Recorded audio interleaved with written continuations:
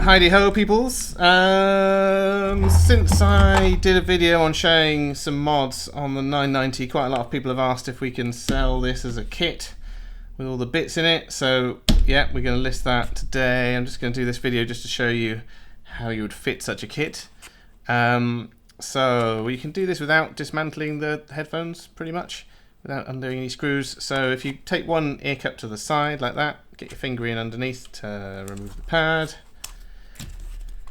Then take a blunt instrument such as a butter knife, or in this case I'm using the handle of a scalpel.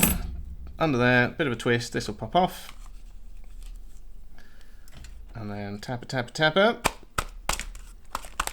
And the driver will pop out. Now then you don't have to unsolder the wires, you can just leave that all attached.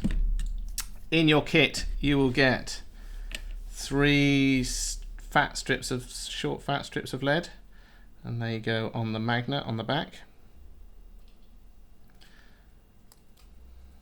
Just put those on.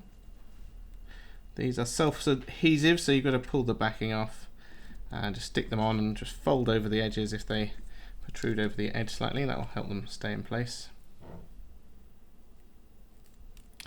Obviously this is actual lead, so after you've done it I would wash your hands and try not to lick it too much, especially you Americans. I know what you guys are like with your lead. You love it, you love the lead. Right, let's stick that on. Whoop, got that wrong. So yeah, just careful not to cover any of the air holes around the edge of the driver, just kind of get it all in place so it's not covering any holes. Just going to peen the edges over. What a great word peen is. Okay, and then we got a thin, long one, which is going to go around the edge. So what I'd probably do is form that to vaguely the right shape first, then remove the backing, and get that in there. You want to get that all around the edge of this central part here. So this is just adding some additional weight to the back of the driver where it counts, which will help improve its bass response, some of those big old waves. And here's a comparison. So this is how they are stock, and this is what they look like. This is what the frequency plot looks like once you've got the lead installed. So you can see you gain quite a lot down the low end. If you're a bit flatter, it doesn't roll off as much at the low end, so you're going to gain a bit of bass response. But with the lead on its own, you'll also notice you get a bit of a peak in the treble. So that's where possibly phase 2 is. So I'd give that a go, see if you like the sound of that. Phase 2, it's a little bit trickier. We normally use a special sharpened screwdriver, but you can do it with a normal flathead screwdriver. And you'll notice that this white bit in here is held in with four clips. And what you want to try and do is get your screwdriver in next to one of the clips. Just poke it in until it gets underneath there, and then you can lever it up over the thing. And if you get a couple of those unhooked, if you're lucky it'll come out. If not, you have to try and poke it from the other side. This is not easy with a screwdriver. So I've got that levered up there.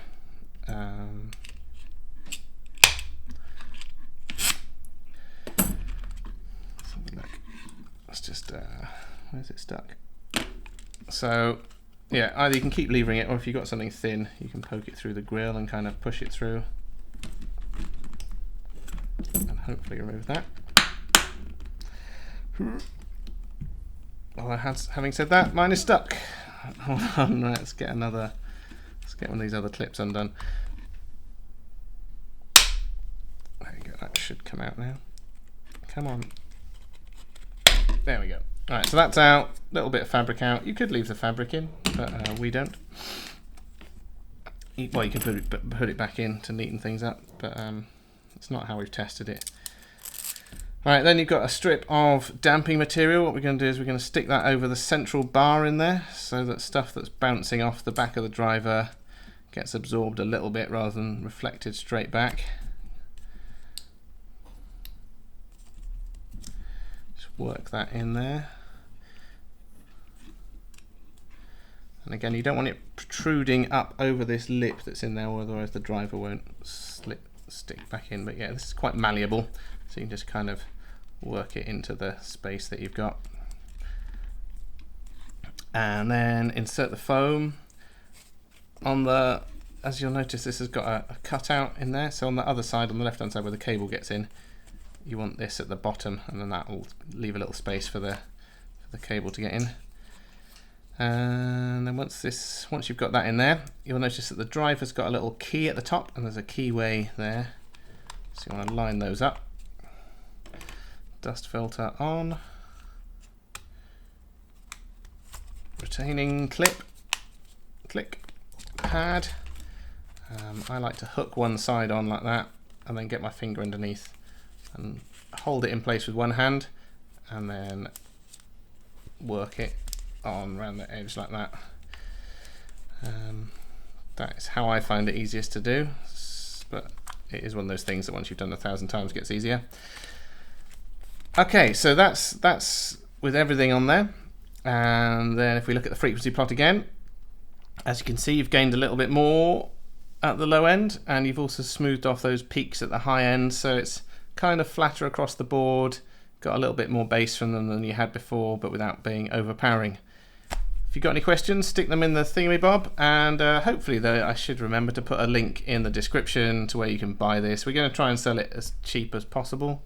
You know, it's just for DIY stuff, but obviously there's a bit of cost involved because we've got to get the foam laser cut to the right size and stuff like that. I don't know how much it is yet, I'll have to check, but we'll try and keep it reasonable. Anyway, hope you enjoyed that. Au revoir.